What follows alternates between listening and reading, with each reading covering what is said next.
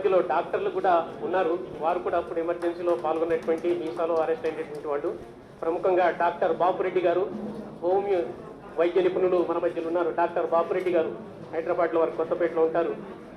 వారు కూడా అప్పుడు వీసా డిటెన్యూ ఎమర్జెన్సీకి వ్యతిరేకంగా సంఘ కార్యకర్తగా వారు కూడా ఉద్యమం చేసి జైలుకి వెళ్ళారు. వారికి కూడా సత్కరించేందుకు కోరుతున్నాను.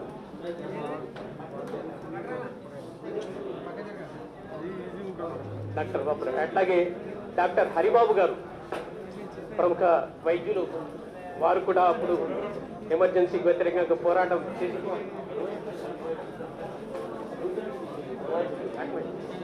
డాక్టర్ హరిబాబు గారు కూడా అప్పుడు ఎమర్జెన్సీకి వ్యతిరేకంగా పోరాటం చేసి జైలుకి వెళ్ళడం జరిగింది. డాక్టర్ హరిబాబు గారు,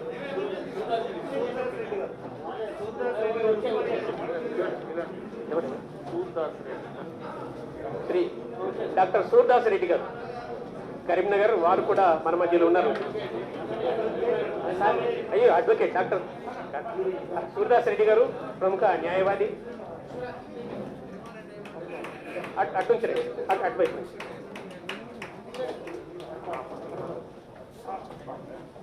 చాలా మంది న్యాయవాదులు కూడా అప్పుడు వీసాలో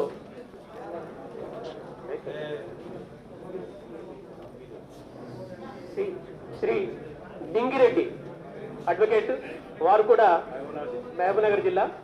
శ్రీ డింగిరెడ్డి గారు, వారు కూడా వీసా కింద అప్పుడు అరెస్ట్ అయ్యి ఉద్యమం చేసినటువంటి వ్యక్తి. వారిని కూడా శాలువతో సత్కరించాల్సి కోరుతున్నాను.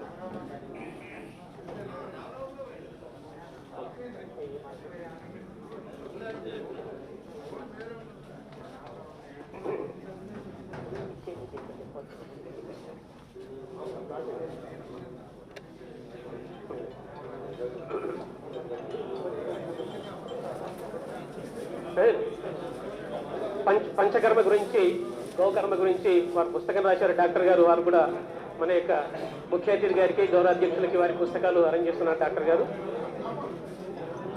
డాక్టర్ సురేష్ గారు,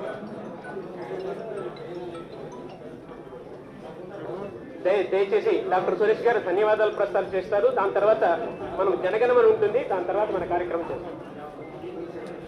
డాక్టర్ సురేష్ గారు, డాక్టర్ సలీం కో-కన్వీనర్, ధన్యవాదాలు ప్రస్తావన చేస్తారు. సభకు నమస్కారం.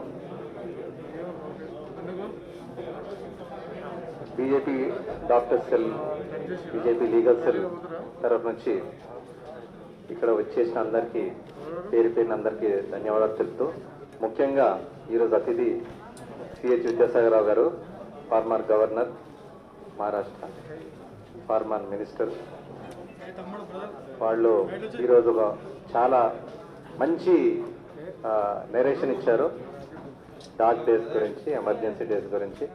సార్ చాలా క్లుప్తంగా చాలా చాలా బాగుంది సార్.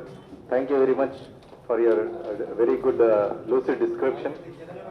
తర్వాత బండి సంజయ్ కుమార్ గారు రాష్ట్ర అధ్యక్షులు, తర్వాత రఘునందన్ గారు దుబాక ఎమ్మెల్యే గారు, తర్వాత రామచంద్రరావు గారు ఎక్స్ఎమ్మెల్సీ, తర్వాత లీగల్ సెల్ నుంచి రవీందర్ విశ్వనాథ్ గారు కన్వీనర్, జి రామారావు గారు, తర్వాత డాక్టర్ సురేందర్ గారు ప్రత్యేకంగా డాక్టర్ సెల్ నుంచి, డాక్టర్ పద్మా గారు డైరెక్టర్ కిమ్స్, శ్రీ ప్రేమేందర్ గారు జనరల్ సెక్రటరీ బీజేపీ, తర్వాత మంత్రి శ్రీనివాస్ గారు ఆర్గనైజింగ్ సెక్రటరీ, ప్రదీప్ గారు జనరల్ సెక్రటరీ బీజేపీ స్టేట్, తర్వాత మన బీజేపీ ఆర్గనైజ్ ధన్యవాదాలు, ధన్యవాదాలు.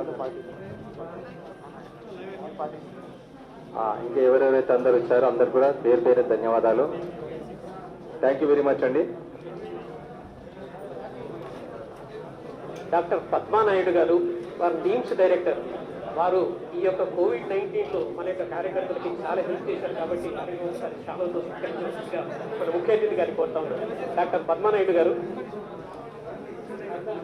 ఈ యొక్క కష్టమైనటువంటి సమయంలో పద్మ గారు, డాక్టర్ పద్మ గారు వారు చేసిన వారు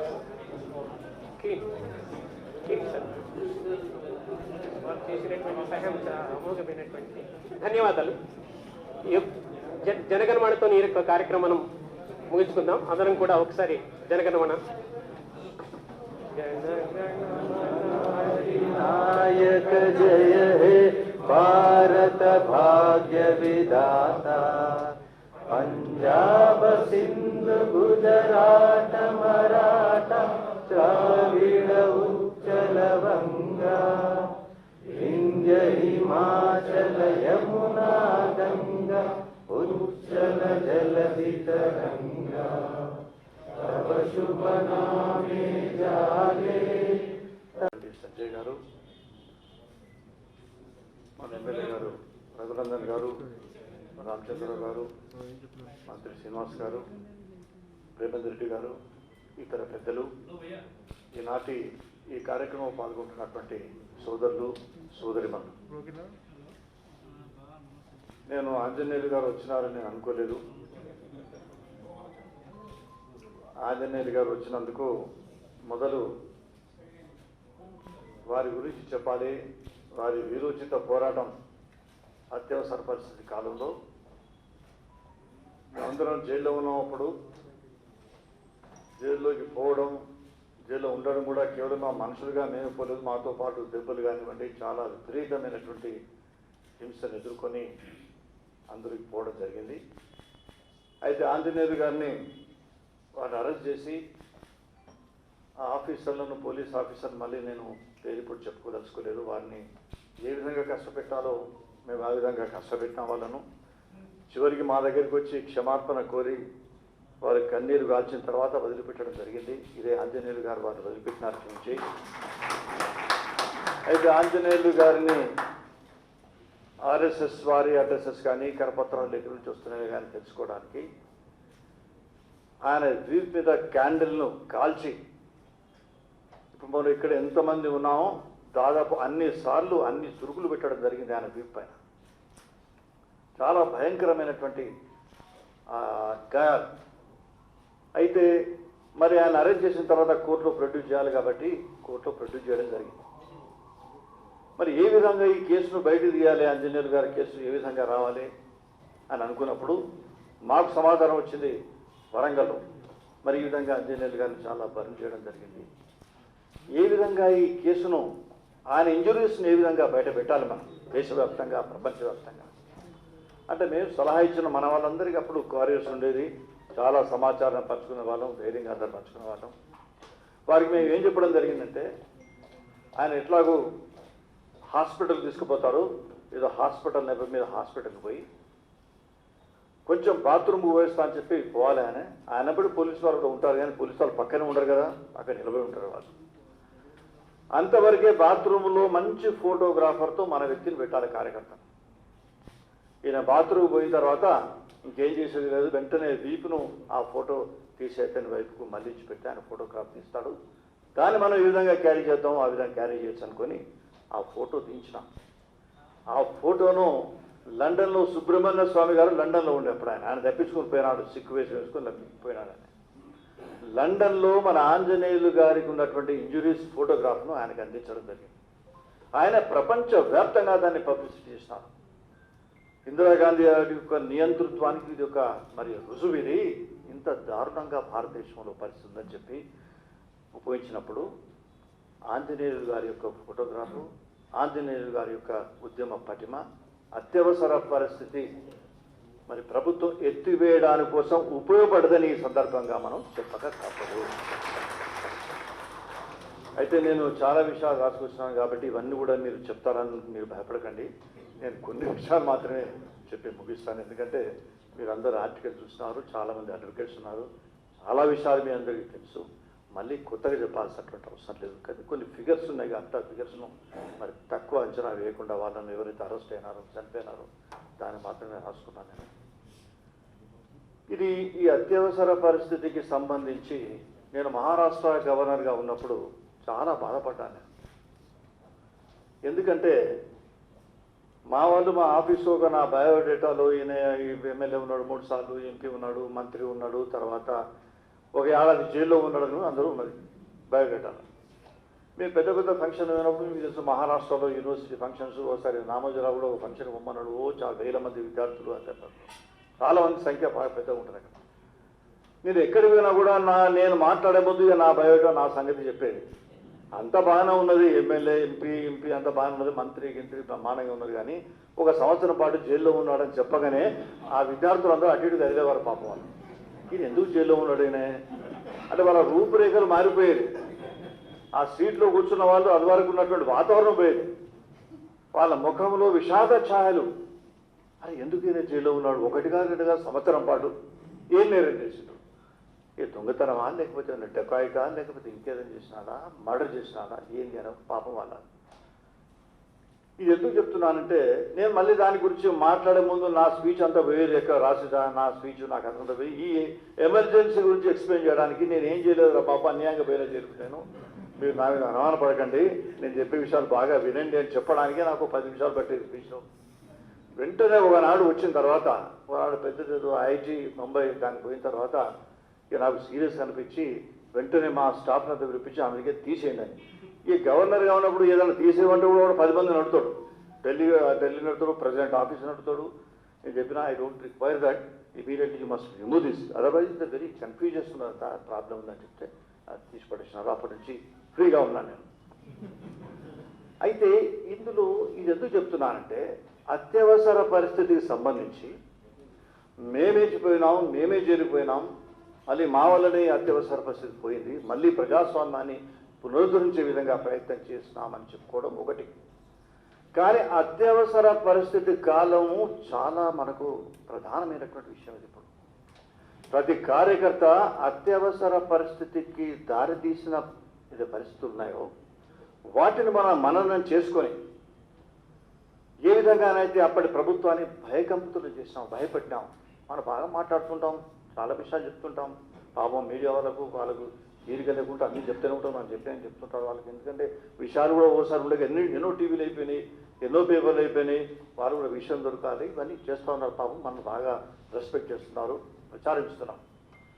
కానీ ప్రభుత్వం దిగిపోయే విధంగా, ప్రభుత్వాన్ని ప్రజలు దిగ్బంధం చేసే విధంగా మన కార్యక్రమాలు చేయాలనుకున్నప్పుడు ఒక్కసారి ఎమర్జెన్సీకి దారి తీసినటువంటి పరిస్థితి ఈ దేశంలో. ఆ దేశంలో మీకు హోస్ని ముబారక్ అనేది ఇరాక్లో, మరి అక్కడ ఆ దేశంలో ఈ సెల్ ఫోన్లు కానివ్వండి, మీడియా ఇవన్నీ ఏ విధంగా గద్దదించడానికి ప్రయత్నం చేసినాయి. ఓన్లీ సెల్ ఫోన్లో వచ్చి మీరు అందరికీ రావాలంటే వచ్చినారు. అయితే స్క్వేర్ ఉందో అక్కడ, ఆ స్క్వేర్లో లక్షల మంది అక్కడనే కూర్చుని పోయినారు. మరి ఎన్నో వారాల పడిపోయి చివరికి ఆయన రాజీనామా చేయక తప్పలేదు. అటువంటి పరిస్థితులు రావాలంటే ఈ ఎమర్జెన్సీలో ఎటువంటి పరిస్థితి అప్పుడు ఉన్నాయి. కేవలం విద్యార్థులు అప్పుడు గుజరాత్లో ఇంజనీరింగ్ కాలేజ్ ఉంది, ఎల్డీ కాలేజ్, ఎస్డీ కాలేజ్ ఉంది, కాలేజ్ ఆఫ్ ఇంజనీరింగ్. ఆ విద్యార్థులు మాకు స్కూల్ ఫీజు మాకు తగ్గించాలనేటువంటి ఉద్యమం చిలికి వానలా మారి యూనివర్సిటీ అహ్మదాబాద్లో ఉండేటువంటి యూనివర్సిటీ వాళ్ళందరూ టేకప్ చేయడం, చివరికి ముఖ్యమంత్రి రాజీనామా చేయాలన్నాడు. ముఖ్యమంత్రి రాజీనామా చేయడానికి ఆనాడు మొరార్జీ దేశాయ్ లాంటి వ్యక్తులు ఆనాడు ముందుకు రావడం. మన కాంగ్రెస్ పార్టీ కేవలం మన కాంగ్రెస్ పార్టీని దూషించడానికే కాదు, ఆనాడు శ్రీమతి ఇందిరాగాంధీ పక్కన ఉన్న కాంగ్రెస్ వాళ్ళు కొద్దిమందే అతిరథ మహారాజులు మొరార్జీ దేశాయ్ గారు కానివ్వండి, సోషలిస్ట్ దానిలో ఉన్న మరి జయప్రకాష్ నారాయణ లాంటి కానివ్వండి, మధు దండావతి కానివ్వండి, జార్జ్ ఫర్నాండెస్ కానివ్వండి, వాళ్ళందరూ మనతోనే ఉన్నారు. యావత్ భారతదేశంలో నాయకులందరూ కూడా మనతోనే ఉన్నారు. అప్పుడు వాళ్ళ ఉద్దేశం కూడా ఏంది, ఒకటే ఒక ఉద్దేశం, ఈ ప్రభుత్వాన్ని దించాం. మనది బాగా ప్రేమేం కాదు, వీళ్ళందరూ బాగా క్యాడర్ ఉంది, కథ ఉంది, వీళ్ళందరితో ఉంటే ఈ ప్రభుత్వాన్ని దించవచ్చు అనేటువంటి ఆలోచిస్తూ వాళ్ళు ఉన్నారు. మొరార్జీ దేశాయ్ గారు చివరికి అక్కడ ఉన్నటువంటి అహ్మదాబాద్ యూనివర్సిటీ విద్యార్థులు చేసినటువంటి ఆ ధర్నా కార్యక్రమంలో పాల్గొని ఈ ప్రభుత్వాన్ని రద్దు చేయాలి అని డిమాండ్ చేయాల్సి వచ్చింది. ఆ డిమాండ్ తలుగి రద్దు చేసినారు. రద్దు చేసిన తర్వాత మళ్ళీ మీరు ఎన్నికలు పెట్టండి అంటే వాళ్ళు ఎన్నికలు పెట్టినాడు గుజరాత్లో. అందుకోసం మనం ఎప్పుడు చెప్పుకుంటాం, ఆ జూన్లో 2 సంఘటనలు, పెద్ద సంఘటనలు. ఎలక్షన్లు పెట్టిన తర్వాత మళ్ళీ మనం అప్పుడు గుజరాత్లో అందరం కలిసినాం. మొరార్జీ దేశాయ్ గారు, సోషలిస్ట్ పార్టీ, తర్వాత అప్పుడున్నటువంటి జనసంఘ్ పార్టీ, లోక్దల్ పార్టీ, ఈ 4 పార్టీల కలయిక మొరార్జీ దేశాయ్ గారి నేతృత్వంలో జరిగింది. అప్పుడు జరిగిన తర్వాత మనం గెలవడం మొదలుపెట్టినాం. అక్కడ ఆ గౌరవుడు గారు మన మధ్యప్రదేశ్ ముఖ్యమంత్రి కూడా కొన్ని రోజులు ఉన్నారు, బాబులాల్ గౌరవ్, ఆయన కూడా ఆయన గెలవడం జరిగింది. ఎలక్షన్స్లో, బై ఎలక్షన్లో గెలవడం జరిగినప్పుడు ఎమర్జెన్సీ కన్నా మొదలే. దాని తర్వాత శరత్ యాదవ్ ఆయన గెలిచినాడు, హర్యానా కూడా గెలిచినాం. అంటే మనందరం కూడా కాంగ్రెస్ పార్టీకి వ్యతిరేకంగా, ఇందిరాగాంధీ నియంతృత్వానికి వ్యతిరేకంగా మనం కొంతమంది కలుద్దాం. అంటే ఇతర పార్టీల వాళ్ళందరినీ కూడా తీసుకుని పోసేటువంటి ఒక ధర్మాన్ని అప్పుడు మనం కనుగోవడం జరిగింది. దాని తర్వాత మొరార్జీ దేశాయి ఆ విద్యార్థుల సదస్సులో పాల్గొని చేస్తే మొత్తం యూనివర్సిటీ అయిపోయింది, ప్రభుత్వం రద్దయింది. మళ్ళీ జూన్ 12 నాడు గుజరాత్లో ప్రభుత్వం ఎన్నికైంది. జనతా నేతృత్వంలో ఉన్నటువంటి ప్రభుత్వమే మన ప్రభుత్వమే అన్నాడు ఎన్నికైంది గుజరాత్లో. అవి పెద్ద 2 సంఘటనలు. జూన్ 12కు ప్రభుత్వం ఎన్నికైంది మన చిన్న ఉద్యమం వల్ల, చిన్న విద్యార్థుల ఉద్యమం వల్ల. దాని తర్వాత మళ్ళీ 25 నాడు ఎమర్జెన్సీ విధించబడ్డది. ఈ 2 ఆనాడు జూన్లో జరిగినటువంటి సంఘటన. కానీ ఆ జూన్లో జరిగిన సంఘటనలకు దారితీసినటువంటి అంశాలు ఎన్ని ఉన్నాయంటే మనకి ఎన్నో దొరుకుతాయి. మనకు చిన్న స్కూల్ ఫీజే కాదు, ఈనాడు ఆత్మహత్యలు ఉన్నాయి, ఎన్నో ఉన్నాయి, బీదరికం ఉంది. మొత్తం భారతదేశంలో తెలంగాణలో ఏ విధంగా జరుగుతుందో అన్యాయాలు జరుగుతుందో మనకు తెలుసు. కాబట్టి ఆ ఉద్యమ స్ఫూర్తిని మనం తీసుకొని మనం ఏ విధంగా ఒక ఉద్యమాన్ని చేపడితే చివరి వరకు లాజికల్ ఎండ్ వరకు తీసుకుని పోయి ఆ ప్రభుత్వాన్ని దించే వరకు పోయేటువంటి అవకాశం ఉంది. అటువంటి సమస్యలు ఉన్నాయి. కాబట్టి అత్యవసర పరిస్థితి అనేది కేవలం జైల్లో ఉన్నామా, జైలు బయటకు వచ్చినామా అనే కాకుండా దీని పూర్వపరాల గురించి ఆలోచించుకోవడానికి కోసం ఇది చాలా అవసరం. నేను ఇంతకుముందు చెప్పినట్టుగా మహారాష్ట్రలో విద్యార్థుల పరిస్థితి జైలు అంటే ఏ విధంగా అనిపించిందో, అది కాకుండా ఈ అత్యవసర పరిస్థితికి సంబంధించినటువంటి కేసులు, మళ్ళా కేసులను జరిగినాయి కదా, ఆ కేసులలో వచ్చినటువంటి సుప్రీంకోర్టు కానీ హైకోర్టు కానీ వీటన్నిటిలో వచ్చినటువంటి విశ్లేషణలు, రూలింగ్స్, ప్రపంచవ్యాప్తంగా వివిధ దేశాల్లో ఉన్నటువంటి చట్టాలన్నీ కూడా ఉటంకించబడ్డాయి ఆ 1-2 సంవత్సరాలు. అంత పెద్ద నాలెడ్జ్ ఎమర్జెన్సీ వల్ల ఎక్కడ ఏ దేశానికి రాలేదు. మన రాజ్యాంగంలో అన్ని దేశాల నుంచి ఉన్నటువంటి మంచి విషయాలు తీసుకున్నాం. కానీ ఇవి కాంట్రవేన్ అయినప్పుడు ఏ విధంగా దీన్ని డిఫెండ్ చేసుకోవాలి అంటే మన వాళ్ళు నిష్ణాతులు అడ్వకేట్ చాలా చదువుకున్న వాళ్ళు మన భారతదేశంలో తక్కువ లేదు. మన భారతదేశంలో మనం చెప్పుకోవద్దు కానీ మన ఇతను కాంగ్రెస్ పార్టీ లీడర్ ఉన్నారు కదా, ఎప్పుడు ఇక్కడ మన కపిల్ సిబల్ కాదు, ఆయన మర్డర్ కేసు ఉంది కదా, ఇప్పుడు శశి థరూర్ మర్డర్ కేసు ఉండని ఏదైనా ఉండనియండి. శశి థరూర్ లండన్ ఆయన పోయి అక్కడ పార్లమెంటు మెంబర్లో మాట్లాడినప్పుడు ఆయన ఆయన విషయం చెప్పినాడు. అరే మీరు ఏంది అసలు నేను ఇంగ్లీష్ చదువుకున్నానంటే నాకు ఇంగ్లీష్ అంత పెద్ద ప్రేమేం లేదు, నాకు మలయాళం తమిళ్ దాని మీద ప్రేమ ఉంది. ఇంగ్లీష్ చదువుకున్నా అంటే మిమ్మల్ని ఇంగ్లీష్లో తిట్టడానికి కోసం నేను ఇంగ్లీష్ చదువుకున్నాడు ఆయన, బ్రిటిష్ వాళ్ళు. I can nicely abuse you people. మా దేశం ఎంత లూట్ చేసినారా మీరు, ఎంత లూట్ చేసినారంటే కొన్ని సంవత్సరాల పాటు మళ్ళీ దానంతా కంపెన్సేషన్ పే చేయాలి. ప్రపంచవ్యాప్తంగా మీరు విస్తరించినటువంటి ఆర్మీస్ కానివ్వండి, మిగతా వాళ్ళందరినీ కూడా జీతాలకు, పెన్షన్స్కు, ఇన్సూరెన్స్కు మా పైసలు ఉపయోగించినారు మీరందరూ. ఆయన కాంగ్రెస్ పార్టీ వాడైనా కూడా మన మోడీ గారు ట్వీట్ చేసినాడు, ఆయన లండన్ బాగా మాట్లాడారు ఆయన లండన్లో అని. ఇటువంటి నిష్ణాతులు వీలే కాకుండా ఇంతకుముందు చెప్పినట్టు కపిల్ సిబల్ కానీ వీళ్ళు కానీ మనం ఎంతోమంది నాయకులు, ఎంతోమంది లీడర్స్ కానీ ఎంతోమంది ఉన్నారు. చాలా చక్కటి విషయాలు దానిలో వచ్చినాయి. వాటన్నిటి కూడా మనం పరిగణలోకి తీసుకొని మళ్ళీ ఏ విధంగానైనా ఈ భారతదేశంలో అత్యవసర పరిస్థితి రావడానికి వీలు లేకుండా చూసుకునేటువంటి బాధ్యత మన దానిపైన ఉన్నది. అసలు అత్యవసర పరిస్థితి వచ్చే పరిస్థితి కూడా లేదు. మన రాజ్యాంగంలో ఉన్నది ఏముంది, జస్ట్ 352, తర్వాత 356, తర్వాత 360 మూడే ఉన్నాయి ప్రొవిజన్స్, ఎమర్జెన్సీ ప్రొవిజన్స్. 352 అంటే అది మన ఎమర్జెన్సీ విధించింది మన మీద, internal emergency. External emergency use చేసినా కూడా ఇంటర్నల్గా దాన్ని ఉపయోగిస్తారు. రెండవది 356 ప్రెసిడెన్షియల్ రూల్ ఇంపోజ్ చేస్తారు. 360 ఏంటంటే ఫైనాన్షియల్, ఎక్కడైతే మనకు ప్రమాదం వస్తుందో అప్పుడు ఎమర్జెన్సీ విధించాల్సిన పరిస్థితి వస్తే విధించవచ్చు. కానీ అటువంటి పరిస్థితి మనకి ఎప్పుడు దాపరించలేదు. కరోనాల వల్ల మన ఎకనామీ పోయింది, కానీ ఇప్పుడు మనకి ఎప్పుడు కూడా మనకు అటువంటి అన్యాయం రాలేదు. ఒకటి 90లో ఏదో వచ్చింది. 90లో వచ్చినప్పుడు మన దగ్గర ఉన్నటువంటి బంగారం, క్వింటాల కొద్ది బంగారం ఉంది. అప్పుడు దాని అంతా కూడా మన రిజర్వ్ బ్యాంక్ ఏం చేసిందంటే లండన్ బ్యాంకులు, తర్వాత స్విట్జర్లాండ్ యూనియన్ బ్యాంకులో కుదువ పెట్టడం వల్ల మనం ఫైనాన్షియల్ ఇబ్బంది నుంచి, ఫైనాన్షియల్ క్రైసిస్ నుంచి, ఫైనాన్షియల్ ఎమర్జెన్సీ నుంచి, ఆర్థిక ఎమర్జెన్సీ రాకుండా మనం కాపాడుకోకుండా మళ్ళీ రాలేదు.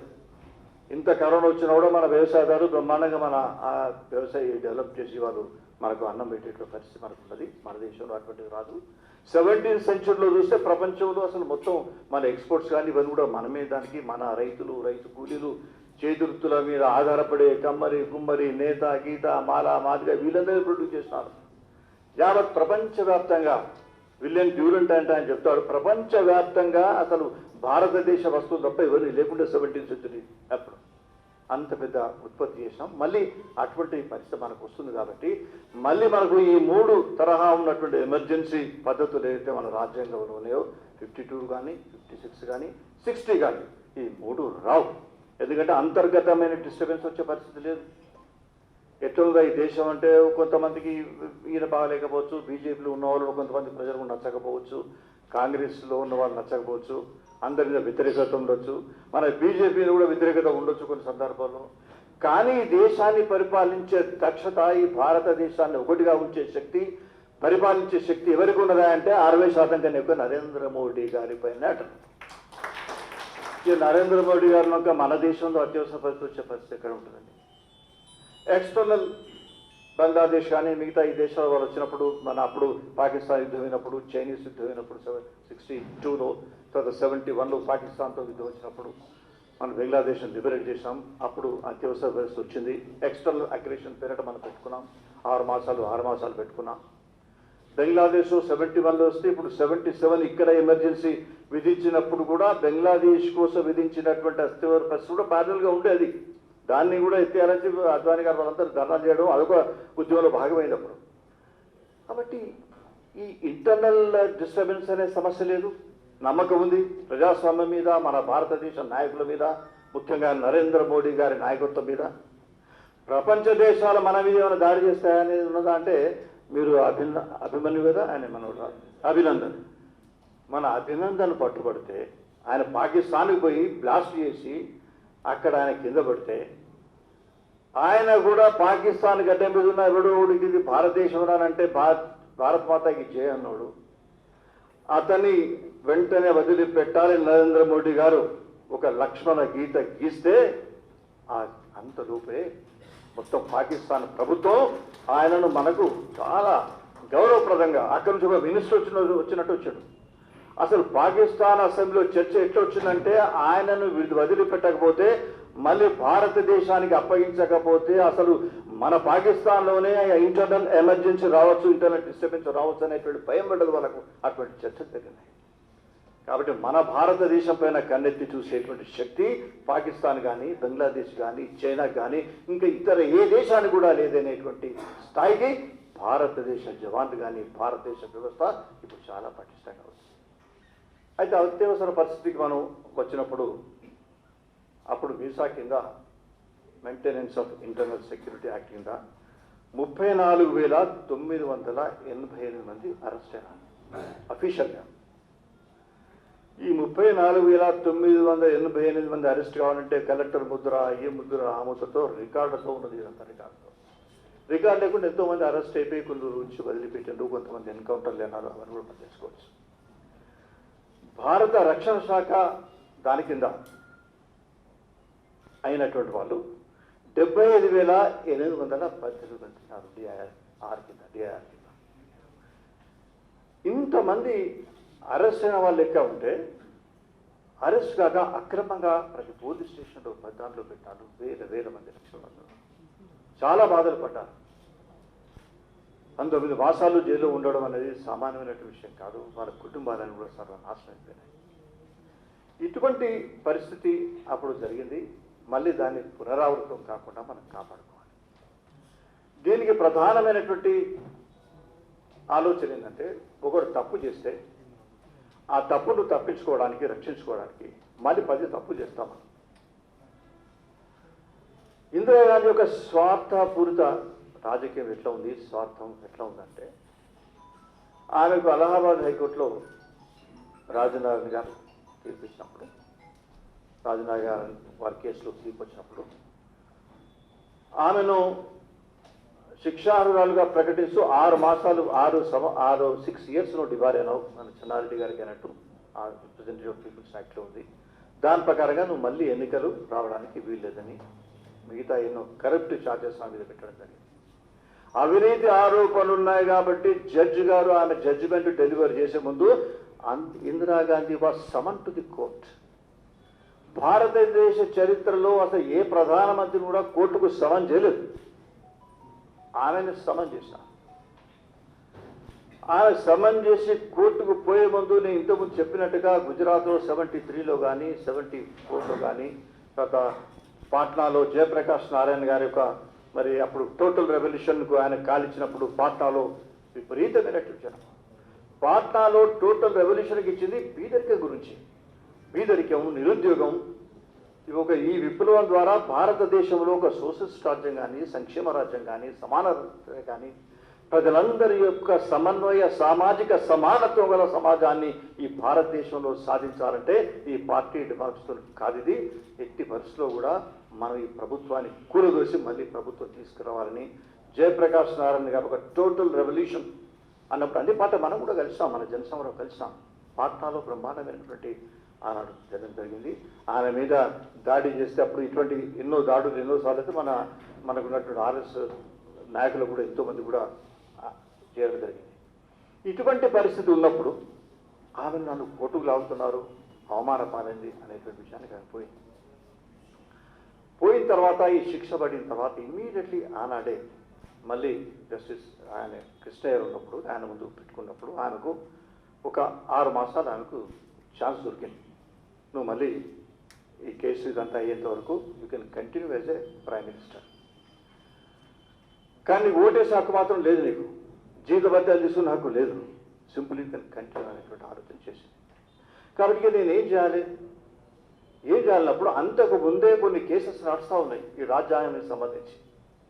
గోలక్నాథ్ కేసు కానివ్వండి, తర్వాత మిగతా ఇది కేశవానంద భారతి కేసు కానివ్వండి. గోలక్నాథ్ కేసు అప్పుడు 67లో వచ్చింది, 73లో కేశవానంద భారతి కేసు. ఇవన్నీ కేసులు వచ్చినప్పుడు ఈ కేసులన్నీ కూడా వచ్చింది మీరు రాజ్యాంగంలో ఉన్నటువంటి బేసిక్ స్ట్రక్చర్. రాజ్యాంగాన్ని మేము కష్టపడి రాసినప్పుడు కూడా ఇంత చర్చ చేశారు. అప్పుడు ప్రతిదానికి ఒక చర్చ ఉండే, ప్రతిదానికి ఒక విశ్లేషణ ఉండే. ఈ పదం పెడదామా, ఆ పదం పెడదామా. ఒక్క పదం ఫ్రాటర్నిటీ అనేది, సౌభ్రాతృత్వం అనేటువంటి పదం, ఈక్వాలిటీ, లిబర్టీ, ఫ్రీడము ఇవన్నీ ఉన్నప్పుడు రాజ్యాంగంలో ఉన్నాయి. నెహ్రూ గారు స్టేటస్ రిపోర్టు అప్పుడు రాజ్యాంగ నిర్మాణ సభకి ఇచ్చినప్పుడు ఇవన్నీ ఉన్నాయి. సోషలిజం ఉంది, తర్వాత డెమోక్రసీ ఉంది, ఫ్రీడమ్ ఉంది, లిబర్టీ ఉంది, ఇవన్నీ ఉన్నాయి. కానీ ఫ్రాటర్నిటీ మాత్రం లేదు. అంబేద్కర్ గారికి 2 సంవత్సరాలు పట్టింది మళ్ళీ ఈ పదాన్నంలో చూపించడానికి. కన్విన్స్ చేసి ఫ్రెంచ్ రెవల్యూషన్లో వచ్చినటువంటి సౌభ్రాతృత్వం ఇది ఫ్రాటర్నిటీ. ఫ్రాటర్నిటీ అనేది లేకపోతే మనందరం అన్నదమ్ములము అనేటువంటి భావన లేకపోతే నువ్వు ఫ్రీడమ్ ఇచ్చినా, లిబర్టీ ఇచ్చినా అది లాభం లేదు. ఇప్పుడు అంటరాంతరం ఇంకా ఉన్నట్టే, అన్ని కులాల్లో ఉన్నది, అన్ని మతాల్లో ఉన్నది. ఇటువంటి పరిస్థితి ఉంటుందని చెప్పి ఫ్రాటర్నిటీ అనే పదాన్ని ఒకటి చూపించడానికి కోసం ఆయన విశ్వ ప్రయత్నం చేయడం జరిగింది. ఈ విధంగా రాజ్యాన్ని ఆచి తూచి మనకిచ్చి మనకు పరిపాలించిన నాయనాన్ని మనకి ఇస్తే ఈ బేసిక్ స్ట్రక్చర్, మన ఫండమెంటల్ రైట్స్ కానివ్వండి, లేకపోతే ప్రియాంబుల్ కానివ్వండి, మనకున్నటువంటి జ్యుడిషియరీ అయితే జ్యుడిషియరీ, ఎగ్జిక్యూటివ్, లెజిస్లేచర్, ఈ 3 ఉన్నాయో రాగాలు ఉన్నాయో, ఈ 3టికి సంబంధించి కానీ ఎవరి హద్దులు వాళ్ళకు ఉన్నాయి. వీటిని మార్చకుండా మీరు రాజ్యాంగాన్ని మార్చుకోండి. ఆమె ఇందిరాగాంధీ ఏమంటుంది, నాకు ఈ కేశవానంద భారతి కేసు లేకపోతే ఈయన గోలక్నాథ్ కేసు దీనివల్ల ప్రాపర్టీకి సంబంధించిన కేసులు ఇవి. కాబట్టి నాకు దీనిలో రాజ్యాంగాన్ని సవరించి, దీనిలో అయితే స్టేట్మెంట్ దీనివల్ల అయితే రాజ్యాంగాన్ని సవరించద్దు అని మీరు చెప్తున్నారు. నేను సవరించకపోతే పేద ప్రజలకు సహాయం చేయలేదు. నేను పేద ప్రజలకు సంబంధం లేదు. ఆ భూమి గుంజుకోవాలంట, పేద ప్రజలకు ఇవ్వాలంట, ఇల్లు కట్టాలంటే నాకు ఈ యాక్ట్ కావాలి. ఈ యాక్ట్ మన సుప్రీంకోర్టు అడ్డుకుంటుంది కాబట్టి పార్లమెంట్లో నేను మళ్ళీ ఒక చట్టం చేయాలి. పార్లమెంట్లో చట్టం చేయడానికి నాకు అధికారాలు కావాలి. ఈ అధికారం తీసుకొని ఇంకేదైనా చేయాలన్నటువంటి ఆలోచన ఈ 2 కేసులను ముడిపెట్టినారు ప్రధానంగా. తర్వాత కేశవానంద భారతి కేసు చాలా 7 మంది ఫేవర్ ఉంటే 6 మంది వ్యతిరేకంగా ఉన్నారు. ఇవన్నీ వచ్చినాయి. వీళ్ళందరూ కూడా ఎట్టి పరిస్థితుల్లో కూడా రాజ్యాంగాన్ని సవరించడానికి పార్లమెంటుకు హక్కు ఉండాలి. నీకు హక్కు లేదమ్మా అని జ్యుడిషియరీ అన్నారు.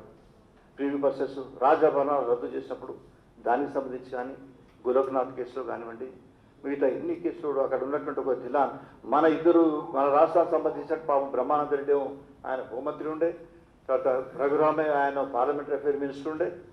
ఆయన పార్లమెంటరీ అఫైర్ మినిస్టర్ పెట్టి స్పీకర్ దగ్గరికి వెళ్తాడు. స్పీకర్ దగ్గరికి పోయి అయితే మిశ్రా బాంబ్ బ్లాస్ట్లో చనిపోయినాడు ఆయన రైల్వే మినిస్టర్ ఉండే.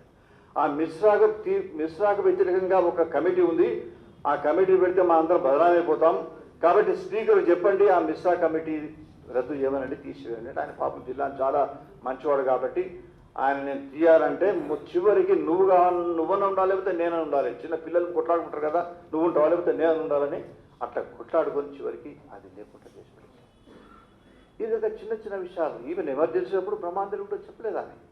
ఇటువంటి పరిస్థితి వచ్చినప్పుడు ఆ కేసులో ఎప్పుడైతే తీర్పు వచ్చిందో మరి ఆమె మళ్ళీ నిలబడరాదు, తర్వాత కరప్ట్ ఛార్జెస్ ఉన్నాయి, జైలుకు పోయేటువంటి అవకాశం ఉంది, అందుకోసం నేను ఏం చేయాలని చెప్పేసి అప్పుడు మళ్ళీ ఆ దురాలోచన పొరపాటు కోర్టు స్పష్టంగా చెప్పింది. నువ్వు అధికారిలో యశ్పాల్ కపూర్ అని, యశ్పాల్ కపూర్ను వాడుకున్న ఇష్టం వచ్చినట్టు వాళ్ళతో డబ్బులు పంచిపించినాం, బట్టలు పంచిపించినాం.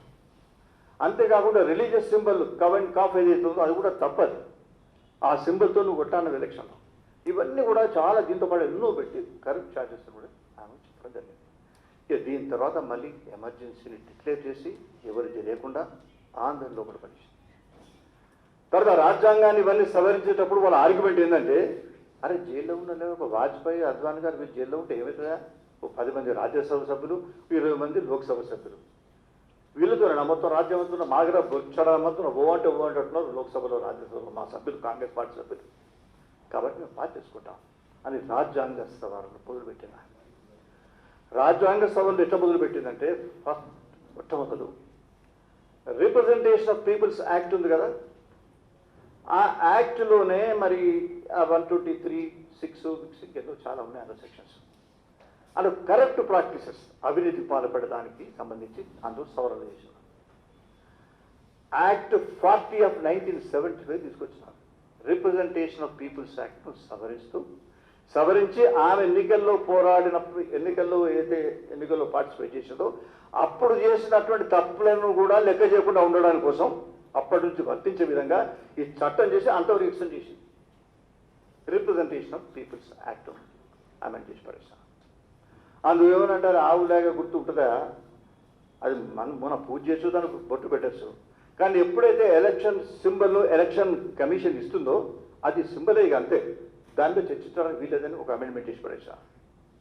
ఈ యశ్పాల్ కపూర్ ఏవైతే అవినీతి కార్యక్రమాలు చేసినాడో ఆయన చేసిన ప్రతి పని, ఎంతమంది దమ్ చేసిండు, ఎన్ని ఇది పంచిండు అది పంచిండు, పంచినప్పుడు ఆయన అధికారం ఉండేనా లేదా, ఈమె తెలుసా తెలియదు, అన్ని ఒక చివరిచ్చినాడు. నేను అనుకుంటా 2-3 వేల పేజీల జడ్జిమెంట్, అది 2-3 వేల పేజీలు ఉంటుంది రిప్రజెంటేషన్ ఆఫ్ పీపుల్స్ యాక్ట్లో. ఎట్లా చేసిండు, ఏమేం చేసిండు, ఇవన్నీ కూడా పెట్టి వాళ్ళు మొత్తానికి అమ్మ నీకేం లేదు, నువ్వు ఏం లేదు, మరిగిపోతావు, ఇందులో నీ తప్పేం లేదన్న పద్ధతిలో రిప్రజెంటేషన్ ఆఫ్ పీపుల్స్ యాక్ట్ను రిట్రాస్పెక్ట్గా అమలు చేసి పెట్టినారు. అదొక చట్టం. దాని తర్వాత మళ్ళీ ఏం చేసింది, ఇందులో ముఖ్యంగా మనం చూసుకోవాల్సింది ఏంటంటే, ఈ రాజ్యాంగ సవరణ 42 కాన్స్టిట్యూషన్ అమెండ్మెంట్ ఉంది కదా, 42 కాన్స్టిట్యూషన్ అమెండ్మెంట్లో నేను 2 విషయాలు చెప్పి నేను ముగిస్తాను. 42 కాన్స్టిట్యూషన్ అమెండ్మెంట్లో మొదలు మనం అనుకుంటున్నాం కదా, basic structure of the constitution మారకుంటే మీరు ఏదైనా చేసుకోండి. కేశవానంద భారత్ కేసు కానివ్వండి, లేకపోతే ఇటు ఉన్నటువంటి గోలక్నాథ్ కేసు కానివ్వండి, చాలా స్పష్టంగా చెప్పింది. ఆయన ఏమంటుంది, ఈ 368 ఆర్టికల్ 368 ప్రకారంగా దీన్ని పార్లమెంటులో ఇటువంటి చట్టం తీయడానికి వీల్లేదు, పార్లమెంటు చట్టం తీయడానికి వీల్లేదు, basic structure of the constitution భంగం వాటిల్లి విధంగా నువ్వు చట్టం తీయడానికి వీల్లేదని అందులో ఉంది. దాన్ని అమెండ్ చేసే ప్రయత్నం చేద్దామని. అంతేకాకుండా మొదలు ఈ యొక్క మరి 42 అమెండ్మెంట్ ఏదైతే ఉందో కాన్స్టిట్యూషన్ అమెండ్మెంట్, దాని ద్వారా ఫండమెంటల్ రైట్స్ కానివ్వండి, మనకి ప్రాథమిక హక్కులతో పాటు ప్రియాంబుల్ రాజ్యాంగ పీఠిక, directive principles of state policy, ఆదేశిక సూత్రాలు ఆదేశిస్తుంటాయి రాజ్యాంగం, మనం ఏం చేయాలి, కులం పోవాలంటే ఎట్లా, వివాహానికి సంబంధించి కానివ్వండి, కులాంతర వివాహాలకు సంబంధించి కానీ ఎన్నో సంక్షేమ కార్యక్రమాలకు సంబంధించి ఎన్ని విషయాలు మీరు చేయాలో అవి ఆదేశిస్తాయి ఆదేశిక సూత్రాలు. దాని తర్వాత మన ఫండమెంటల్స్ ప్రాథమిక హక్కులు ప్రతి ఒక్క వ్యక్తికి ప్రాథమిక హక్కు ఉంది. ఆ హక్కును హరించలేదు. మొత్తం ఈ ఎమర్జెన్సీలో పత్రికలకు సంఖ్యలు వేసి మొత్తం యావత్ భారతదేశాన్ని కారాగారంగా మార్చేటువంటి పరిస్థితులను కల్పించిన సంగతి మీకు తెలుసు, వ్యక్తిగత హక్కులు హరించడం వల్ల. అయితే ఆమె ఏం చేసింది, ఈ 42 అమెండ్మెంట్ కాన్స్టిట్యూషన్ అమెండ్మెంట్ చేసి అందులో ఫస్ట్ ఆఫ్ ఆల్ ప్రియాంబుల్ చేసింది. రాజ్యాంగంలో అది ఏందా, నేను మొత్తం రాజ్యాంగం మొట్టమొదలు మన పేజీ తీయంగానే ప్రియాంబుల్ ఉంటుంది, రాజ్యాంగ పీఠిక. ఆ పీఠికను మార్చిపడేస్తా అని చెప్పి పీఠికను మార్చిపడేసింది. అందులో ఏమిటంటే సావరిన్ డెమోక్రటిక్ రిపబ్లిక్ అని ఉంది. అందులో దాన్ని ఏమని మార్చింది, a sovereign socialist secular democratic republic అని పెట్టింది. ఇది పెడితే ఏమొచ్చిందో తెలియదు, మనకి ఏం రాలే, ఒక కసి అనమాట. నేను చేస్తాను, నేను బరాబర్ చేసి పెడతాను, నువ్వు అది ఉన్నా ఒకటే లేకున్నా ఒకటే. కానీ ప్రియాంబుల్ నేను అమెండ్ చేస్తాను అని దాని ద్వారా మిగతా అన్ని ఫండమెంటల్ రైట్స్ అన్ని అమెండ్ చేయడం కోసం ప్రియాంబుల్ అమెండ్ చేసి తర్వాత కింద ఒకటే పదం మళ్ళీ యూనిటీ ఆఫ్ నేషన్, దాన్ని మార్చింది ఏంటంటే unity and integrity of nation మార్చిపడేసింది ప్రియాంబుల్. ఈ ప్రియాంబుల్లో సెక్యులర్ అనే పదాన్ని మీరు ఇంట్రడ్యూస్ చేసింది. ఈ సెక్యులర్ అనే పదాన్ని రాజ్యాంగములో కూడా ప్రియాంబుల్లో పెడదామని ఆలోచన వచ్చినప్పుడు దాన్ని వ్యతిరేకించిన వాళ్ళు ఇవ్వలే అంటే ఈమె తండ్రి నెహ్రూ గారు వ్యతిరేకించారు. అంతేకాకుండా అంబేద్కర్ గారు వ్యతిరేకించారు. నువ్వు సెక్యులర్ అనే పదం వాడద్దు, సెక్యులర్ అనే పదాన్ని ప్రపంచంలో నిర్వచనాలు చూసినట్టయితే ఈ సెక్యులర్ పదం అసలు మనకి ఎక్కడ ఉంది? ఈ భారతదేశంలో వందల వేల సంవత్సరాల చరిత్ర మీరు చూసినట్టయితే రాజు వ్యతిరేకంగా కానీ ప్రజల్లో వ్యతిరేకంగా సంక్షోభం వచ్చినప్పుడు మళ్ళీ చర్చల ద్వారా పరిష్కారం చేసుకున్నారు. అన్ని కులాలు మతాలన్నీ ఎవరికి లేదు, ప్రపంచంలో లేని ఉన్న కులాలను ఇక్కడికి వచ్చినాయి, ఉన్న మతాలను వచ్చినాయి, వాళ్ళందరినీ స్వీకరించేటువంటి మరి ఆ యొక్క సౌహృద్భావన మన భారత ప్రజలకు. ఒక ప్రజాస్వామ్య వ్యవస్థ వేల సంవత్సరాలకు మొత్తం యావత్ ప్రపంచంలో ఎక్కడా లేదు, కేవలం భారతదేశంలో వేల సంవత్సరాల నుంచి ప్రజాస్వామ్య వ్యవస్థ పరిడవిల్లిందంటే ఈ భారతదేశ సంస్కృతి పరంపర మాత్రమే. అంబేద్కర్ గారు కూడా చివరికి ఆయన బౌద్ధ మతం తీసుకున్నప్పుడు కూడా నేను భారతదేశ సంస్కృతి పరంపరను దాటిపోలేను అన్నాను. ఆ అంబేద్కర్ గారి మాటలను చూసినప్పుడు తెచ్చుకోవాలి కదా అని అంబేద్కర్ గారు వద్దన్నారు సెక్యులరిజం పదం అనేది ఇప్పుడు పెట్టాల్సిన అవసరం లేదని. అదేవిధంగా నెహ్రూ గారు వద్దన్నా కూడా సెక్యులరిజం అనే పదం పెట్టింది. అసలు సెక్యులరిజం అనే పదం ఎక్కడ వచ్చింది? దీన్ని who coined this particular word of secularism? George Jacob Holyoke అని ఆయన బ్రిటిష్ ఆయన ప్రొఫెసర్. ఆయన 1851లో ఈ పదం పెట్టాడు. ఆయనకు అర్థం కాక ఈ ఎంత మతం ఉంది, మతమే రాజ్యం చేస్తూ ఉంటుంది, ఈ దేశంలో మతం ఎట్లా రాజ్యం చేస్తుంది, కథ అయింది తప్పిది. మతానికి ప్రజలకు మన చట్టానికి వేరుండాలంటే సెక్యులర్ అనే పదం ఉండాలని అప్పుడు అనుకున్నారు అక్కడ పరిస్థితులు. మన భారతదేశంలో మతం ఎవరు పరిపాలన చేయలేదు. ఒకవేళ మతమే పరిపాలన చేసినట్టుంటే భారతదేశం రెండుగా విడిపోయినప్పుడు పాకిస్తాన్ మత ప్రాతిపదిక మీద పాకిస్తాన్ ఒక ఇస్లామిక్ దేశం అయినప్పుడు మరి హిందూ దేశం ఎందుకు కాలేదు భారతదేశంలో? అపోజ్ చేసినారా? మాకు హిందూ దేశం కావాలన్నారా? కొంతమంది అక్కడక్కడ అంటే అంటారు.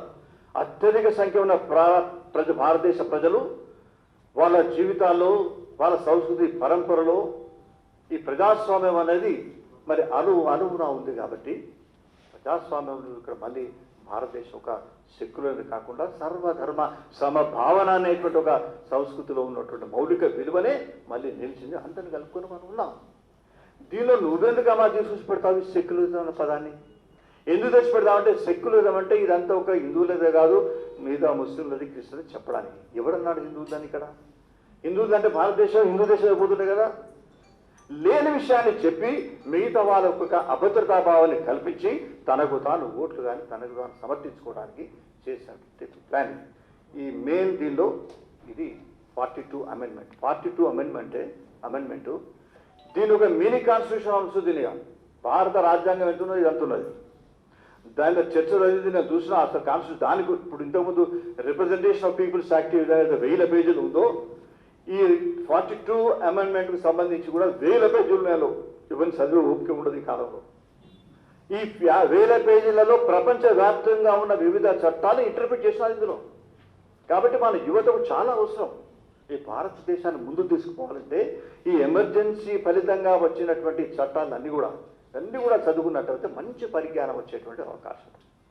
దీని తర్వాత ఇంకోటి మొదలుపెట్టింది ఏంటంటే 368 దాన్ని కూడా పార్లమెంటుకి అధికారం ఉందని చెప్పడానికి. ఇప్పుడు ఎమర్జెన్సీ 3 ఎమర్జెన్సీ ఉన్నా కూడా చివరికి వచ్చినటువంటి ఎమర్జెన్సీ ఆ మొదటి ఎమర్జెన్సీ డిక్లరేషన్ పాపం సర్వపల్లి రాధాకృష్ణ చైనీస్ వారు వచ్చినప్పుడు అదొక 7 మాసాలు ఉంటాయి. దాని తర్వాత వచ్చినటువంటి ఎమర్జెన్సీని మన గిరి గారు చేసిన అదొక 6 మాసాలు ఉంటాయి ఏది చైనీస్ వారు వచ్చినప్పుడు. 3వ ఎమర్జెన్సీ ఫఖరుద్దీన్ అలీ అహ్మద్ గారు, ఆయన 77 దాకా ఈ ఎమర్జెన్సీ ఉంటాయి. అసలు ఈ ఎమర్జెన్సీ రావడానికి కారణం ఏంటంటే జ్యుడిషియరీ తర్వాత ఎగ్జిక్యూటివ్ మధ్యన ఉన్నటువంటి టసర్, పార్లమెంటుకు తర్వాత జ్యుడిషియరీకి మధ్య ఉన్నటువంటి ఫైట్ వచ్చిందో, ఈ ఫైట్ కూడా మంచి కోసం వచ్చింది. మనకి ఇచ్చినట్టు పెద్దలు ఇచ్చిన రాజ్యాంగాన్ని ముందు సరిగా తీసుకుపోవాలంటే ఫైట్ తప్పదు. మరి జడ్జెస్ చెప్పాల్సిన అవసరం వచ్చేది. ఆ జ్యుడిషియరీ లేకపోతే ఏముంటుండే భారతదేశం? ఇందిరాగాంధీకి ఆమె ఏం చెప్తుంది అయినట్టయితే మొత్తం ఈ దేశం ఎట్టుపోయేది. అందుకోసం మళ్ళీ ఏం చేసింది ఆమె, కాన్స్టిట్యూషన్ 39th కాన్స్టిట్యూషన్ అమెండ్మెంట్ పెట్టింది. రాజ్యాంగం సవరించాలి. ఎందుకు సవరించాలమ్మా అంటే, ఏదైతే president of India, prime minister of India, vice president of India, speaker of India, వీళ్ళు ఏదైతే రాజకీయంగా వీళ్ళపైన ఏదైనా కేసులు వస్తాయి, వాళ్ళ ఎన్నికలు చెల్లదని కానీ ఇంకేదైనా వస్తే కోర్టులకు అధికారం లేదు. పార్లమెంట్లోనే ఒక కమిటీ చేసట, ఆ పార్లమెంట్ కమిటీ వస్తే నిర్ణయం చేయాలి. అంటే మన ఎమ్మెల్యేలు వీళ్ళందరూ కూడా ఇప్పుడు అసెంబ్లీలో ఏమైనా గడబడి చేస్తే ఎవరైనా చేస్తే మళ్ళీ అసెంబ్లీ కమిటీ ముందుకే రావనట్ట, ఇక కోర్టు పోయడానికి వీళ్ళది, ఎలక్షన్ డిస్క్వాలిఫికేషన్ లేదు. ఇది ఉన్నది. ఇది వేరే కొన్ని దేశాలు, అమెరికాలో కొన్ని రాష్ట్రాల్లో, ఇంగ్లాండ్ ఉన్న అక్కడ పద్ధతి వేరు. ఈ కానూన్ అంతా వీళ్ళు తీసుకొస్తారు ముందు, జడ్జి ముందు. ఇక్కడ దేశం ఉన్నాయి కదా, మిగతా ప్రపంచ దేశాలలో ఉన్నాయి కదా, అక్కడ దేశ పరిస్థితి వేరు, ఈ పరిస్థితి వేరు. ఇక్కడ చేస్తే ఎట్లా లేదు. ఈ 3 చేయాలి. 3 చేయడానికి దురుద్దేశం ఏంది? ఈ 3 ఆమె వస్తుంది. President of India, vice president, speaker అని చెప్తుంది. కానీ ప్రైమ్ మినిస్టర్ ఈమె కూడా ఉండదు కదా, ఈమె ఎన్నికలు చెల్లదని చెప్పింది కదా ఆమె అక్కడ కోర్టులో, అలహాబాద్ హైకోర్టులో చెప్తే ఏం చేసి ఒక్కటి మళ్ళీ పెట్టింది. ఇప్పుడు పార్లమెంట్లో అమెండ్ చేద్దాం, రాష్ట్రపతి ఆమోదం అయిన తర్వాత చట్టం అయినది. ఈ చట్టాన్ని అక్కడి నుంచి వర్తింపజేద్దాం. అలహాబాద్ తీర్పు రాజనారాయణ మనకు ఉంచడానికి కోసం రాజనారాయణ అనేది గెలిచిండో ఆ ఎన్నికల దగ్గర కూడా అప్పటి నుంచి దీన్ని అమలు చేద్దాం అని పెట్టింది. రిట్రాస్పెక్టివ్గా పెడితే ఏం చేస్తారు పెద్ద మనుషులు అందరు పాపం. ఇప్పుడు ఈమెకు వ్యతిరేకంగా పోరాడే వాళ్ళు 70 ఏళ్ళు, 80 ఏళ్ళు, దాదాపు 90 ఏళ్ళు పడ్డ ముఖ్యులు అందరూ, బాగా అనుభవం ఉన్న వాళ్ళు, ఎప్పుడు చచ్చిపోతాం అన్నట్టు ఉన్న వాళ్ళు కొంతమంది, వీళ్ళందరూ కూర్చున్నారు. కూర్చొని ఇది ఎక్కడ న్యాయమే? ఆమె ఎందుకు ఇంకా అయిపోయింది కదా, మన పని అయిపోయింది. ఇప్పుడు చేసే జైల్లో పెట్టబట్టే అన్ని చేస్తున్నది, అమెండ్మెంట్ కూడా చేస్తున్నది. రిప్రజెంటేషన్ ఆఫ్ పీపుల్స్ యాక్ట్ చేసి ఆమె ఎలక్షన్ ఏజెంట్ యశ్పాల్ కపూర్ ఉన్నాడు, యశ్పాల్ కపూర్ చేసిన తప్పులు కానివ్వండి, ఆ లాగాదూడ సింబల్ ఆ చర్చ కానివ్వండి, అవన్నీ ఏమి లేకుండా తీసుకుంది కదా, అమలు చేసుకుంది కదా. మళ్ళీ ఇంకా ఇది ఈ చట్టం ఎందుకు? పార్లమెంట్ ఎందుకు చేయాలి? పార్లమెంట్ దగ్గర ఇదివరకే కేశవానంద భారతి కేసు కానీ తర్వాత గోరఖనాథ్ కేసు ఉంది. Basic structure of the constitution దాన్ని మార్చడానికి వీల్లేదని వాళ్ళు చెప్పినారు. దాంతో మనం ఫైట్ చేస్తున్నాం బాగా. మళ్ళీ కాన్స్టిట్యూషన్ మీద నిలబడుతుంది. కనీసం ఇప్పుడు కానీ క్షమించాలి ఆమె. ఆల్రెడీ దాంట్లో వస్తుంది కదా. అంటే ఒక ఆయన లేచినట్టు బాయి మహావీర్ అని పెద్ద మనిషి ఆయన, బాయి మహావీర్ గారు లేచినట్టు. అంటే మీకు తెలియదు ఆయన, మీ పెద్ద మనుషులే కాదు. నేను ఒక విషయం చెప్తా. ఒక ఆమె అత్త భారతదేశంలో ఉండట, వాళ్ళ కొడుకు వాళ్ళ అల్లుడును బిడ్డ ఫారెన్లో ఉంటుంది. అయితే అత్త పాప ఏదో వాళ్ళ ఎవరు చూడడానికి వచ్చి చుట్టాలను చూడడానికి ఇక్కడికి వచ్చింది. అని ఇక్కడికి వచ్చి ఇక్కడ చచ్చిపోయింది. చచ్చిపోయాక టెలిగ్రామ్ ఇచ్చిండు అల్లునికి. ఏమని చెరుకు, మీ అత్త చచ్చిపోయిందా, ఈమెను దహనం చేయన్నా లేకపోతే నేను పూడ్చిపెట్టానా? టెలిగ్రామ్ చేయని మళ్ళీ టెలిగ్రామ్ పంపించాడు ఆయన అల్లుడు. ఏమైనా డోంట్ టేక్ ఎనీ ఛాన్స్, 2 చేయండి అన్నాడు. దహనం చేయండి, దహనం చేయండి. ఆయనకింత కోపం అత్త మీద పాపం. ఇప్పుడు ఇందిరాగాంధీ గారు నాకు ఇట్లా కావాలంటది, మన రాజ్యాంగాన్ని సవరణ చేయాలంటది. ఛాన్స్ తీసుకోవద్దు. మళ్ళీ అల్లెవడో అడ్వకేట్ తెలిసిన వీళ్ళు అడ్వకేట్ బాగా పాడాను వీళ్ళకు. వీళ్ళు ఎవడో వచ్చి మళ్ళీ రిప్రజెంటేషన్ ఆఫ్ పీపుల్స్ యాక్ట్ ఇది ఉన్నదంటే మళ్ళీ నాకు ఆయన శిక్ష పడితే మళ్ళీ నాకైతే ఏం కావాలి? మళ్ళీ పార్లమెంట్ కూడా అమెండ్ చేసి పడేదా? ఇంత చీప్ చిల్లర రాజకీయం కూడా ఆ స్టేజ్లో ఉందని మనం అనుకోలేము. ఇది పిల్లలకు తెలవాల్సినటువంటి అవసరం. లా పుస్తకం చదువుతుంటారు లా స్టూడెంట్స్ కూడా ఒక క్లాస్ పెట్టాలి. నేనేమంటా అంటే లా కాలేజీలో నేను I'm going to write all the principles, you must have this. ఇదేదో పార్టీ కోసమనో ఇందిరాగాంధీ వ్యతిరేకంగానో లేకపోతే బీజేపీకి అనుకూలమనో కాదు ఇది. ఇందులో వచ్చినటువంటి అధికారులు కానివ్వండి, లీగల్ నాలెడ్జ్ ఎంత ఉందో మనం you must share, they must share with all the students, all this faculty. ఇటువంటి చేయాల్సినటువంటి అవసరం ఉండేది. మరి ఈ పద్ధతిలో మన మీద ఇంత దారుణమైనటువంటి సంఘటనలు ఆనాడు ఎమర్జెన్సీలో జరిగినాయి. మీరు దీని నుంచి మనం ముఖ్యంగా పార్టీకి సంబంధించి ఈ భారతదేశంలో భారతీయ జనతా పార్టీ తప్ప ఒక ప్రత్యామ్నాయమే కాదు, భారతదేశాన్ని పరిపాలించడమే కాకుండా సరైనటువంటి ప్రభుత్వం ఇవ్వడంతో పాటు భారతదేశాన్ని అన్ని రంగాల్లో అభివృద్ధి చేసి ప్రపంచవ్యాప్తంగా మరొకసారి భారతదేశం విశ్వగురువు అనిపించుకునేటువంటి పరిస్థితి వస్తున్నాయి. అందరూ కూడా ప్రపంచం అంతా భారతదేశం వైపు చూడాలి. మరి ఈ విధంగా మనం అనుకున్నప్పుడు ఒక్కసారి మనం గతంలోకి పోతే మన నాయకులు ఏ విధంగా ఆలోచిస్తారంటే మనం కూడా ఓసారి ఊహించాం. ఈ అత్యవసర పరిస్థితి రాకముందే 3 మాసాల ముందే, అత్యవసర పరిస్థితి రాకముందు 3 మాసాల ముందు పండిత దీన్ దయాళ్ ఉపాధ్యాయ రీసెర్చ్ సెంటర్ ఢిల్లీలో మన నాయకులందరూ కూర్చున్నారు. అర్థంతో పాటు మిగతా నాయకులందరూ కూర్చొని ఏమంటారంటే అత్యవసర పరిస్థితి తప్పకుండా వస్తుందంటారు. అప్పుడే ఇవాల్యుయేట్ చేసిన వాళ్ళు. మనకేదో రాగానే సడన్గా వచ్చింది, సడన్గా జైలు పంపింది కాదు. ఈ పరిణామ క్రమాన్ని అంతా కూడా వాళ్ళు చూసిన తర్వాత వాళ్ళకి అనిపించింది.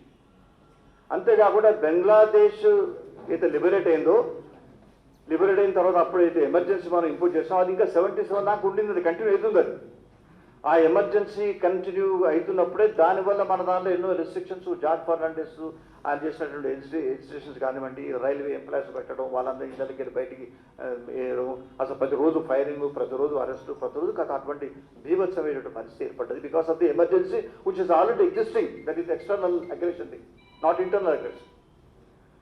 ఇటువంటి పరిస్థితులలో అప్పుడు మన వాళ్ళు డ్రాప్ చేసి గవర్నమెంట్ను డిమాండ్ చేస్తారు, మొదలు ఎక్స్టర్నల్ ఏది ఎమర్జెన్సీ ఉందో దాన్ని ఎత్తివేయండి. మీరు ఎత్తివేయకపోయినా కూడా మీరు ఒక రిస్ట్రిక్షన్స్ పెట్టండి. ప్రెసిడెంట్ రూల్ అయితే మనం 6 మాసాల తర్వాత మళ్ళీ పార్లమెంటు మనం తీసుకోవాలి, పార్లమెంట్ రూల్ పెట్టి పార్లమెంట్ చేస్తేనే మళ్ళీ దాన్ని ప్రెసిడెంట్ రూల్ ఎక్స్టెండ్ చేయాలి. ఆ విధంగా మీరు ఎమర్జెన్సీని అయితే ఆర్టికల్ మీరు ఉపయోగించినారో ఇది కూడా మీరు ఒకవేళ మరి 352 ఉపయోగించదలుచుకుంటే మళ్ళీ మీరు 6 నెలల తర్వాత పార్లమెంటుకు పోవాలి. రెండవది మీదే ఇంటర్నల్ ఎమర్జెన్సీలో ఉన్నటువంటి అయితే రూల్స్ ఉన్నాయో, మిసా కింద ఉన్నటువంటి రూల్స్, మిసా కింద ఉన్నటువంటి అధికారులు అందులో ఉన్నటువంటి కొన్ని అంశాలు ఎట్లా ఉన్నాయంటే నానాభీవసం చేసి భారతదేశ పౌరులకు ఇప్పుడు మీరు ఎమర్జెన్సీ పెడతారా ఏమోదో తెలియదు, కానీ ఇది చాలా అన్యాయంగా ఉన్నాయి, వీటన్నిటిని మీరు లిబరేట్ చేయాలని అప్పుడే మన వాళ్ళు Deen Dayal research institute discuss చేసినారు. అంటే మన పెద్దలు, మనం ఇక్కడ ఉన్న వాళ్ళందరం ఆలోచించుకోవాలి, మన పెద్దలు మన మంచి డైరెక్షన్ ఇవ్వడానికి కోసం ఉన్నారు అక్కడ. మనకు లాంటి ఉన్నటువంటి పెద్దలు మరెక్కడ లేరు, ఏ పార్టీకి లేరు. ఏ పార్టీకి ఎక్కడ ఉంటారు, ఏ పార్టీ ఎవరు ఉంటారో మనం తెలియదు వాళ్ళు అటువంటి పరిస్థితులు. నాకైతే చాలా ఇబ్బంది కలుగుతుంది ఓసారి పోయినప్పుడు, దాంట్లోకి నేను పోను. ఇబ్బంది అంటే నేను వస్తున్నారు కానీ ఇబ్బంది కాదు, డెఫినెట్లీ మన అందరిని ఆహ్వానించాలి. మన మిగతా పార్టీల వారిని ఆలోచించి స్నాతులైనట్టు వాళ్ళందరినీ కూడా మనం తీసుకోవాలి. మనం తీసుకోకపోతే లాభం లేదు, ఒక మనమే ఉండాలంటే లాభం లేదు. పండిత దీన్ దయాళ్ ఉపాధ్యాయ చాలా స్పష్టంగా క్యాలికట్లో అని చెప్పినాడు, మాకు ఆదేశం ఇచ్చినాడు. ఏం ఆదేశం ఇచ్చినారంటే అన్టచబిలిటీ, అంటరానితనం ఎంత శిక్షార్హమో రాజకీయ అంటరానితనం కూడా అంత శిక్షార్హము. కాబట్టి మిగతా పార్టీ వాళ్ళు మనం కించపరచడం కానీ అయ్యో తీసుకుందామా అని వద్ద అనేది కాదు. ఒకసారి అందరూ మన వాళ్ళే, అందరూ వచ్చిన తర్వాత అందరూ కలిసి మెలిసి ఒక చక్కటి వాతావరణాన్ని ఈ భారతదేశాన్ని ఉన్నత స్థాయికి తీసుకుపోవడానికి, పరమ వైభవ స్థితికి తీసుకుపోవడానికి ప్రయత్నం చేయడానికి మనం ఆలోచించాలి. మన వాళ్ళందరూ ఉన్నారు కాబట్టి రాజ్యాంగం ఎమర్జెన్సీకి దారితీసినటువంటి ఉద్యమాలు, ఆ ఉద్యమాలను మనం ఆలోచించుకోవాలి. నాగరావు మాట్లాడతారు, మేము ఎడ్ల బండి తీసిన ఆనాడు మొత్తం కలెక్టర్ చెప్పినాడు, ఇటువంటి తీసిన పాపం ఎడ్ల బండ్లు తీసిన కానీ కట్టడం కానీ తరుణాలు కానీ పని చేస్తాం. ఇవన్నీ ఒక చిన్న విషయమైనా కూడా దాన్ని నిరంతరంగా దాన్ని తీసుకొని ముందుకు పోయి have to take it to logical conclusion. ఇటువంటి పరిస్థితులు తీసుకొచ్చినట్టయితే మన పార్టీ ముందుకు వస్తుంది, ప్రజలకు సహాయం చేసిన వాళ్ళు అవుతాం. Subscribe to our channel by clicking the subscribe button. Click the bell button and enjoy the latest uploads from our channel.